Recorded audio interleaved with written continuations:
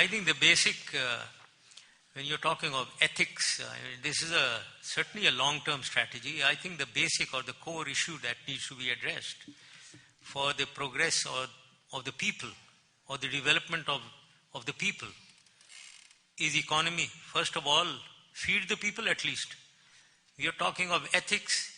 The man is hungry, he doesn't have water, he doesn't have food, and we are talking of ethics and telling him, teaching character to him. So first of all, the basic requirement is economic well-being of the country, which should transmit down, permeate down to the people in the form of education, in the form of health facilities, in the form of job creation and poverty alleviation. Now what we were doing, I can give a lecture, separate lecture. When we are standing here in the United States, I was demanding, I always used to say, give us trade, not aid. Because trade encourages opening of factories, increases exports, therefore rise in our economy, opening of factories, therefore more jobs, therefore poverty alleviation. So therefore I was demanding free trade agreement with the United States, more market access with the European Union and United States. In fact, I went to the extent of telling the Secretary General of United Nations and the Secretary General of the European Union that they have a policy that if a country is beyond a certain level of development, the quotas and the additional tariff facilities that they give are denied to a country which is at a certain level of development. And since we reached that development, we were denied all that. So I used to tell them that this is a very lopsided policy where you are punishing good performance. If we have performed well, you must reward me with more quota and more trade agreements. So we were trying all this to improve the lot of the people. When you are talking of ethics and the character, yes, indeed, there is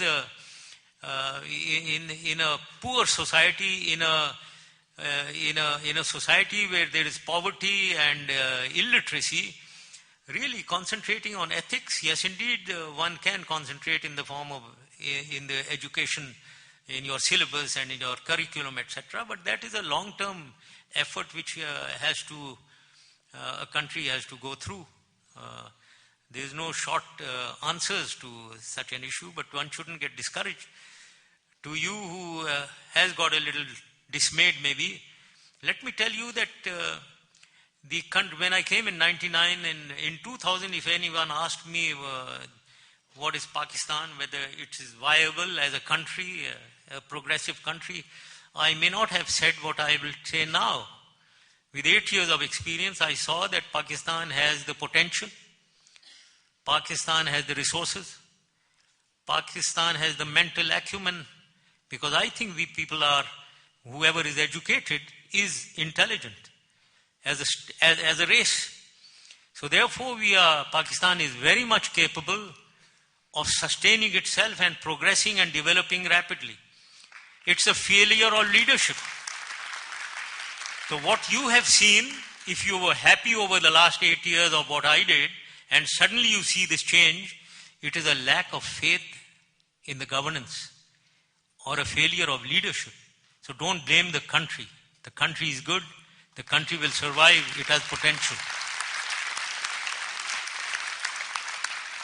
We have time for 2 more, ma'am. Assalamu alaikum, President Parvaiz Musharaf. First of all, I would like to thank you for the progress you had made for Pakistan during your 8 years. We were sitting here and watching, and we had not seen that before you, and we do not see after you. So thank you for what you had done for the country. Thank you. Now I have a little complaint and then a question. A complaint is that you've come all the way here, and we have a Pakistani community that wanted to meet with you. We were not given a chance. So we felt very bad. We were shortcut, and whose ever policy that was, please, next time when you come, make sure that you meet with us. The question is that about the nuclear armament. On one hand, United States supports the nuclear armament of India and even helps them to develop more. On the other hand, they do not want Pakistan to go any further. In fact, they want us to finish it up. India also has extremism and fundamentalism growing there as well. As you mentioned, the Gujarat riots, 3,000 Muslims were killed because of that extremism. So I would like you to shed some light on that. Thank you. Yes. Thank you. Thank you for, first of all, I'm very sorry if I've hurt the Pakistani community here. I'm a great patriot and I would love to meet Pakistanis everywhere. But let me tell you my commitments here in the next 35 days. I've got 16 lectures and I'm going to travel to 18 different places in 35 days. My last seminar is I'm co-chairing with Mr. Henry Kissinger in Boston. Now, the issue is, and I'm going to, other than these 16 lectures, I am going to speak to Pakistani diaspora, I think in 5 places. Unfortunately, this place didn't feature in those 5, but I can assure you that the next time I would love to come here and interact with the Pakistani people. But I am interacting with them where they are in large numbers. I believe they are in large numbers here also. So my apologies to the Pakistani community, and I would love to meet you all. The second element is the nuclear. I have spoken about the nuclear aspect, but another point that I would like to highlight to this to the people who are majority people from United States. Pakistan expects fair play, justice, and concern on its interests. And Pakistan's interests happen to be their nuclear capability, happen to be the issue of Kashmir. Therefore, I would say that in Pakistan, there is a perception that United States is given unequal treatment to Pakistan being a nuclear state and India being a nuclear state, and we expect equality in this. Because otherwise, the people of Pakistan, who again are in the lead role in fighting terrorism, certainly this kind of an attitude does not encourage positive responses from the people of Pakistan.